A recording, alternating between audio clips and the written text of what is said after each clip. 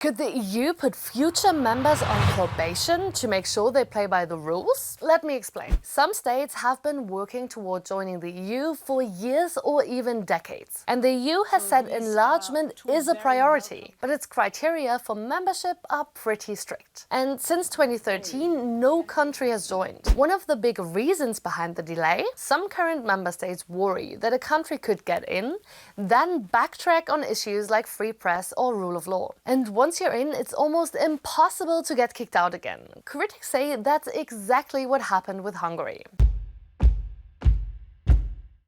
One of the ideas floating around is sort of probation phase for a few years where the country is part of the EU already, but doesn't have full voting rights yet, and can still get kicked out again. That might get more skeptical member states on board and get some candidate countries out of the waiting room. But not everyone is convinced, because having member states with and without voting rights, even just for a period of time, would set up a sort of two-class system. Some candidate countries have already emphasized once they join, they expect to be equal partners from the start. The European Commission will come up with options for reforms in the coming weeks. But that might just mark the next stage in the EU's enlargement saga, because to rewrite EU rules, usually all member states have to agree, and that could be tricky.